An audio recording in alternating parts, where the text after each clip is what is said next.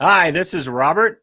I'm here with Beau Smith. Hey, Beau, how you doing? What do you say, Bobby? Good to see you. Hey, doing good, buddy. I We're appreciate here. you letting me, come into your home, as they say. So Yes, this is great. yeah, we're here to discuss Wynonna Earp, and you are being featured in a sketch magazine that's currently in Kickstarter.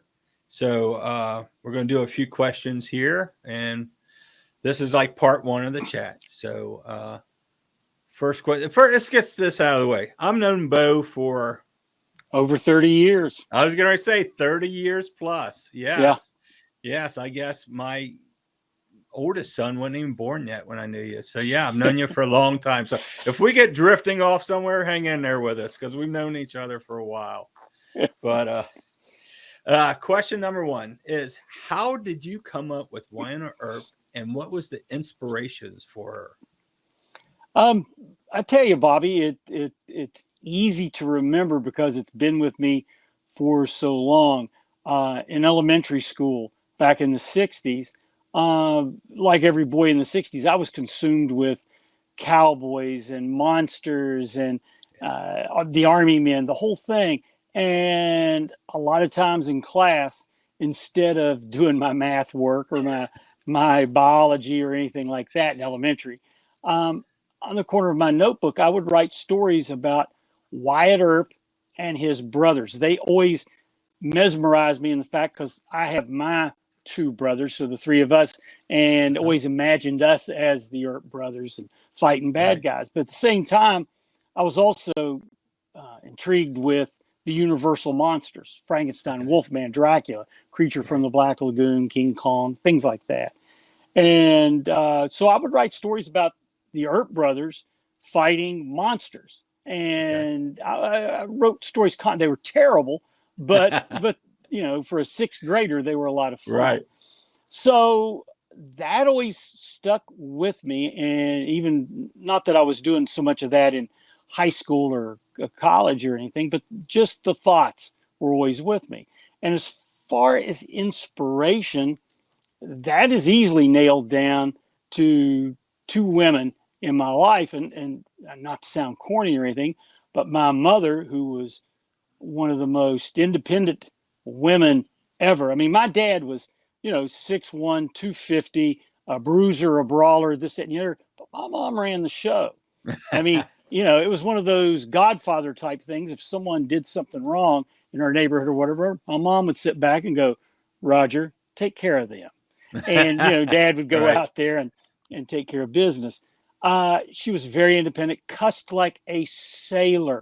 I learned my brothers and I, not to be offensive or anything, but my brothers and I we were troublemakers. I mean, we were into stuff all the time, painting the bathroom with brown shoe polish, stabbing each other with letter openers, things like that.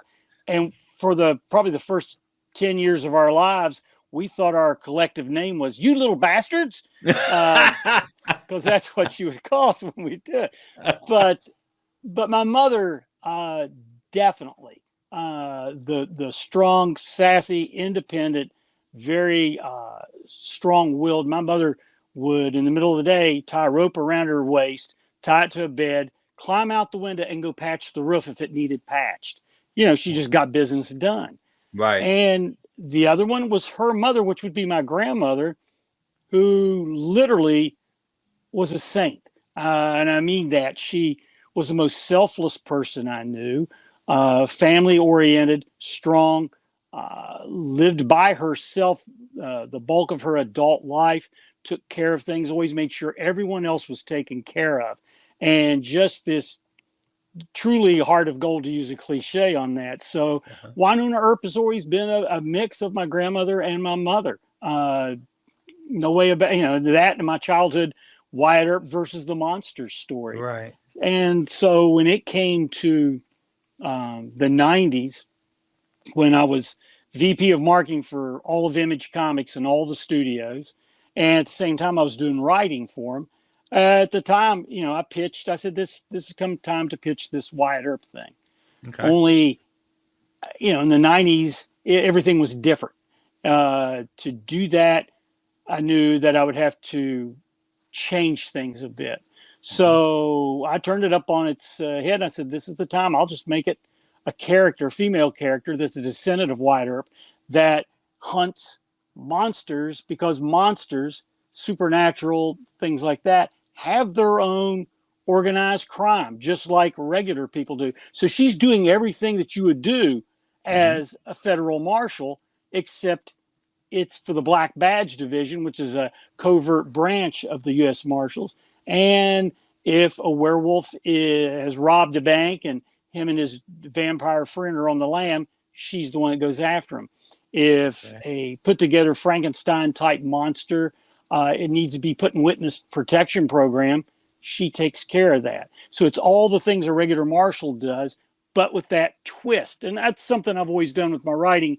I read nothing but nonfiction almost. I read very little fiction, because in nonfiction, I can take that and then tweak it and make my own fiction out of it. Oh, sure. And this was a prime case. So I got to say that two people were very instrumental in making sure that Wynonna Earp got put to print. And that was Ted Adams, who at that point was working for Wildstorm Studios. I'd worked with him at Eclipse and for Todd McFarlane Productions. And he always believed in Wynonna Earp from the get-go. Before I even pitched it, he read everything I had put in. He goes, this, from day one, this would make a good TV series. Really? And I don't know what vision he had, but he was always the champion for that. And so we pitched it to Jim Lee. Jim is not only a talented artist, but Jim's always taken care of his people and anybody that works for him, and has always had an open ear, whether you were working in the mailroom or you were his assistant vice president or whatever it may be in the company. He listened to everyone equally. And I pitched this to him, and he goes, "Yeah, I really like this. Let's do this. Let's do it."